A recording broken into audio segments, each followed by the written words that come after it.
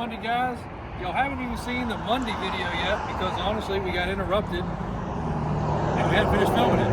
AJ decided today was the day to pull out every square body we had out of the showroom and freshen it up a little bit. Not a bad idea. It's a beautiful day. So he's head over heels pulling 30 or 40 square bodies in and out, moving them around, and once he gets that done, we'll finish that video today.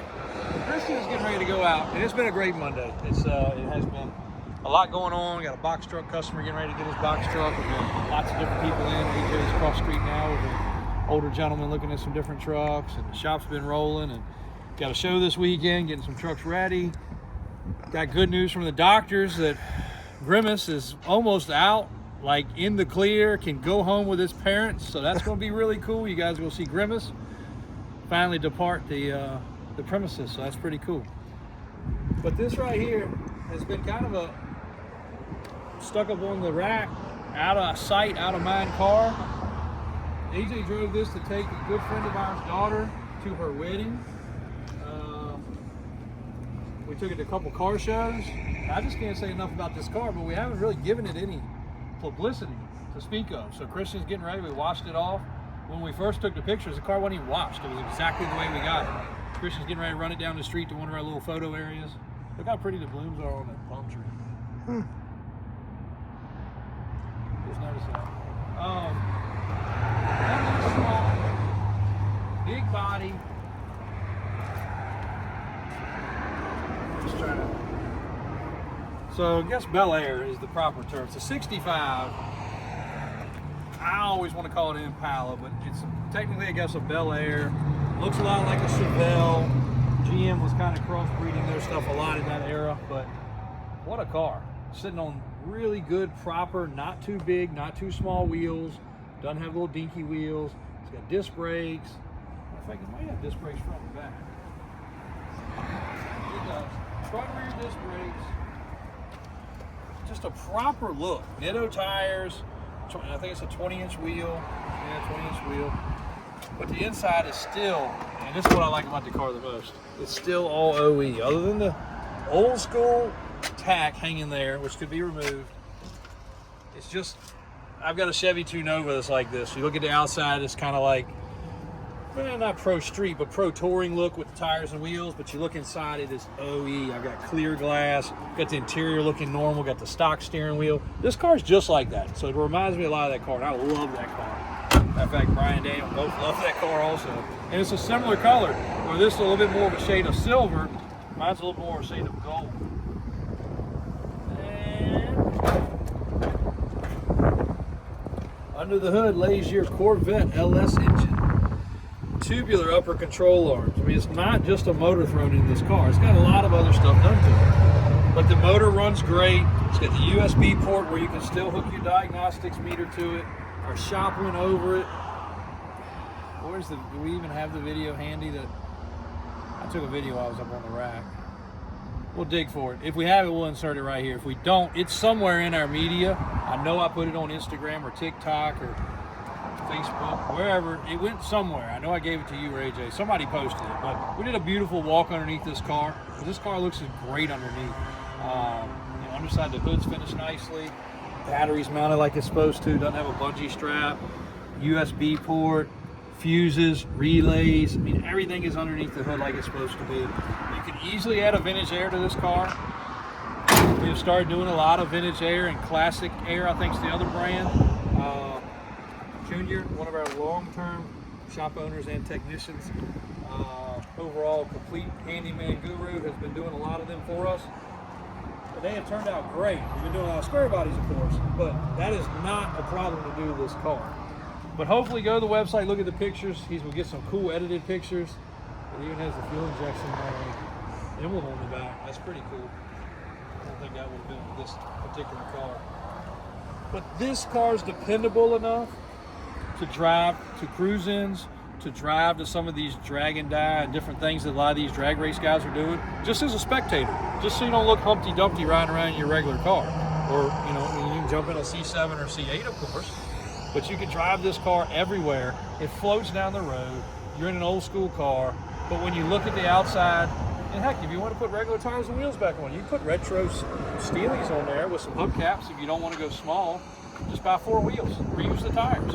But look and the ride and the dependability, the fuel mileage of this, if that motor, that's probably a C5 motor, in the high 20s on fuel mileage. Now, of course, this car's heavier than a C5, but great fuel mileage on these. Big trunk to put all your stuff in the back of, some dead bodies, whatever you got, throw them in there, it'll work. But you know, you put your chairs, you put your luggage, you go to your, you know, your kids or your grandkids or your great grandkids, baseball game, softball game, whatever you want to do. Just an all around cool car. I'd love to see it go to somebody that can appreciate it. Again, it's been on the rack, it hadn't been pulled out, it's been stuck up on the 3rd floor basically. Everybody's been missing this car. Seeing it in person, seeing it in the sunlight, just, I don't know if you can catch the way the sun's glistening on it, but it's a lot of metal flake, pearl, everybody calls it something different these days, but it's heavy metallic on this car. It looks freaking great. I just like the fact that it's a mild LS. That motor makes plenty of power. It's not crazy. It gets down the road. It does what it's supposed to do. So, very, very, very impressed with the car. And again, it's just been out of sight, out of mind. Feel like, what do you mean? Yeah, damn, AJ's rolling over there. He didn't pull in 4-5 since we've been standing here. Yeah. I don't know where he's putting them on, but he's making space in there. It's just, like I said, it's just a blessing to have a car that's so turnkey. Most of the time with a classic car or a classic truck for that matter, you guys know, we usually got to tell you a lot from this stuff. Well, this is broken, this sucks, this doesn't do right, this is bad. You don't have to deal with this car. It does what it's supposed to do. Feels good, runs good, drives good, dependable, looks freaking good. And the build cost on this car would have been really high. You can buy it for a fraction of the price. You can see underneath, it's got the upgraded sway bar, nice fresh bushings. In fact, the event this weekend, the OBX Rods and Customs car show or hot rod show, whatever they call it, man, this will be a hit. You can ride around all freaking weekend on a tank of fuel, hang out with your buddies, go to the car show, go to dinner, carry 5 of your friends. I guess it'll seat 6 people, and they're big seats. So, I don't know. Fun car. Just wish we could get a chance to enjoy them more and drive them more and have them out more, but unfortunately, stacking them's the only way. And now we're running out of space, so we might have to put a 2nd floor in here. See if we can get an engineer to figure that out for us. County will love that. They see us start putting a bunch of concrete up high. Mike could get home easier though. Make his walk a little easier. Go through the parking deck.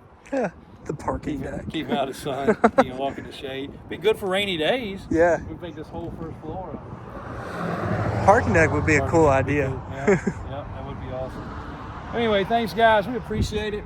The merch, definitely got the merch rolling. I will have to say we did overlook a couple sizes. Unfortunately, the order did not come with 3X and 4X. We always get those sizes because, you know, big boys need the big sizes. But I don't know why my guy did not get those. So unfortunately, those are coming. So if you've ordered the 3X or 4Xs, they are on the way. They will be getting out to you. Honestly, the orders were a little overwhelming. Better than we've ever had as far as merch goes. So thank you guys for supporting that. As far as our rollbacks go, you're still with us? If you are interested in rollback or anybody, right now my transport guy is, for the first time in a long time, caught up as of next Monday, 1 week out. He will be fully caught up, and we're going to do free delivery on any of the tow trucks because it's not that hard. We put a car on the back and he can travel home. So I was going to say Midwest Divide and whatever. I'm just going to make it work. So free transportation on any of the rollbacks that are in stock, basically new or used. I say basically new because even though a lot of them are almost brand new, we sell them as used. But there they are. Every shape, style, color. I don't think there's a style that we don't have other than currently we are out of Hino. We do not have any Hinos. And you do not see any of the Chevrolets that are on recall. We don't have any of those either, but unfortunately a lot of dealers are caught with the bag on those. Do not currently buy a 21 to 24 model because it is on an open recall. And whether it be an Escalade, a Tahoe, Suburban, 2500 pickup with a 6.2 motor. I'm a Chevrolet fan, but Chevrolet's got a foobar of a problem there. Go into that a little bit more on the Monday video, full details. But anyway, rambling enough. Don't miss that car. That's a good one. Fresh pictures on the website. Top of the page, davis4x4.com. click inventory, it'll be right at the top.